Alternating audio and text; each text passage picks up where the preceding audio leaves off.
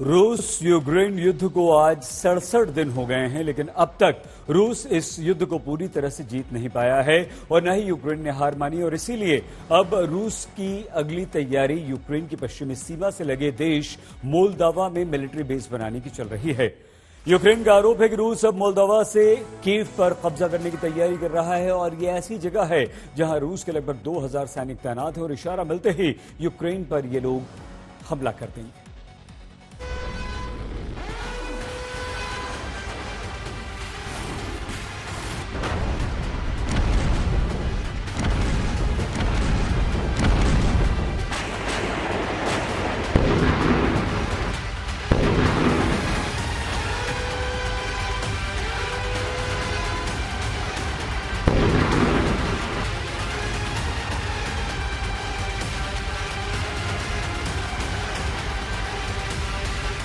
यही वजह है कि यह युद्ध 67 दिन बाद भी बेनतीजा दिखाई दे रहा है।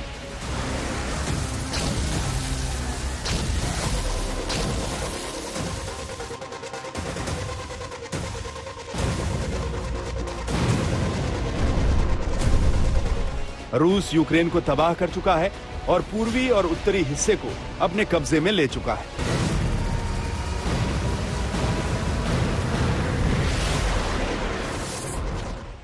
खार्किव से खेरसान तक कब्जे के बाद रूस की अगली प्लानिंग मोल्दोवा के नजदीकी इलाके ट्रांसनिस्ट्रिया से हमला करने की है, क्योंकि 67 दिन के बाद भी रूस राजधानी कीव पर पूरी तरह कब्जा नहीं कर पाया है और जेलेंस्की को घुटने पर लाने के लिए रूस कीव पर कब्जा जमाना चाहता है। लेकिन रूस का अगला टारगेट मोल्दोवा है और ट्रांसनिस्ट्रिया का वो इलाका है जहां रूस का सिक्का चलता है। ये इलाका रूस के उपकारों के बोझ तले दबा हुआ है, इसलिए यहां रूसी सेना की एक टुकड़ी तैनात भी है।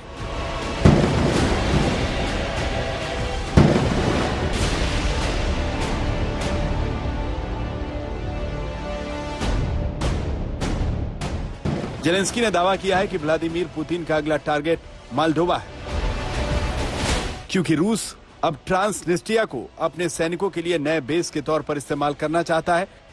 मोल्दोवा एक ऐसा छोटा सा देश है जिसकी सीमा यूक्रेन से लगती है और यूरोप पर इनडायरेक्ट तरीके से अटैक किया जा सकता है। रूस का लेटेस्ट दावा है कि उसने यूक्रेन के 17 मिलिट्री ठिकानों पर टारगेट किया है। इस हमले में रूसी एयरफोर्स ने हाई प्रिसीजन मिसाइलों से यूक्रेन के सैन्य ठिकानों को बुरी तरह बर्बाद किया है, जिसमें यूक्रेन के 200 जवान मारे गए हैं, 23 आर्मर्ड व्हीकल्स बर्बाद हुए, एक कमांड पोस्ट भी तबाह हुई, साथ ही एक वेयर हाउस भी तबाह हो गया है जिसमें यूक्रेन अपने रॉकेट्स और आर्टिलरी रखे हुए थे। दावा रूस का है, लेकिन सच ये है कि 67 दिनों के हमले में रूस को अब तक वो कामयाबी नहीं मिल पाई है जिसकी उसे उम्मीद रही होगी। लेकिन यूक्रेन ने अब तक हार नहीं मानी, पूर्वी हिस्से में रूस को करारा जवाब दे रही है।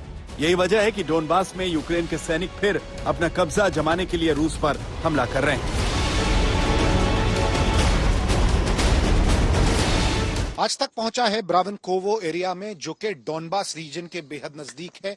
यहीं से डोनबास का रास्ता जाता है।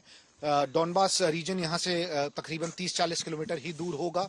ये पड़ता जरूर खार्किव ओब्लास्ट में है, लेकिन खार्किव जो है वो डोनेस्क और लोहांस्क दोनों को बॉर्डर करता है और बहुत जबरदस्त शेलिंग हुई है इस इलाके में। इतनी तबाही के बाद भी यूक्रेन में लड़ने की हिम्मत बची हुई है। युद्ध अभी खत्म नहीं हुआ है और रूस यूक्रेन की जिद को देखकर लगता है कि यह अभी खत्म होने वाला भी नहीं है। ऐसे में सबकी नजर पुतिन के फैसले पर टिकी हुई है कि वो इस युद्ध में अगला हमला किस तरह का करने वाले हैं। कीव से राजेश पवार, डोनबास से अभिषेक भल्ला के साथ आज तक ब्यूरो।